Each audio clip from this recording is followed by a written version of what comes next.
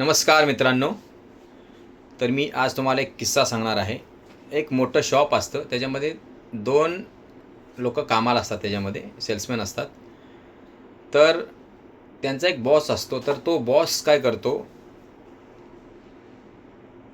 त्या एका सेल्समॅनला सांगतो की तू जा एका आदिवासी भागामध्ये आणि तिथं त्यांचं दुकान चप्पलचं दुकान असतं, शूजचं.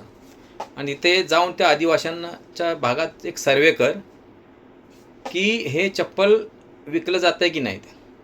तो सेल्समॅन जातो आणि बघतो. तर प्रत्येक ठिकाणी जातो, तर तिथं त्या आदिवासी कोणच चप्पल घालत नाही आहे. तर त्याच्या मनात असा विचार येतो की इथं तर चप्पल कोण घालतच नाही, त्याच्यामुळे आपला बिझनेस हा इथे काय होणार नाही आहे. तर तो तोंड पाडून असं येतो, परत बॉसला सांगतो, सर आपणाला इथे काय बिझनेस होणार नाही आहे, कारण का तिथे कोणीही चप्पल घालत नाही आहे. ठीक आहे. तर बॉस त्याचा दुसऱ्या सेल्समनला पाठवतो आणि तो बोलतो, त्याला सांगतो की तू जा आणि तू जरा बघ काय याच्यामध्ये काय आपण करू शकतो का वेगळं. तर तो पॉझिटिव्ह विचारवाला असतो सेल्समन. तो जातो आणि खूप आनंदी होतो, तो असा उत्साही होतो आणि मग त्याला खूप असं आश्चर्य वाटतं, अरे वर तो मस्त आहे, इथं तर कोण चप्पल घालतच नाही आहे, शूज कोण घालतच नाही, तर इथे मला खूप मोठा बिझनेस भेटणार आहे इथे.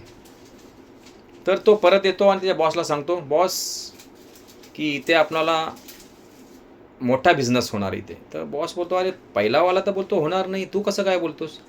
तर बोलतो की नाही सर, तिथे तो कोण चप्पल घालतच नाही आहे, त्याच्यामुळे घालत नाही, त्याच्यामुळे आपला बिझनेस हा खूप मोठ्या प्रमाणात होणार आहे तिथे. तर त्याचा बॉस खूप खुश होतो त्याच्यावरती आणि त्याला शाबासकी देतो, बोलतो वा.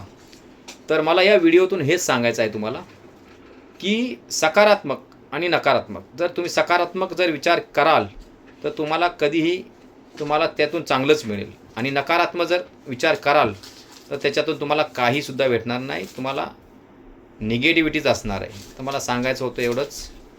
धन्यवाद.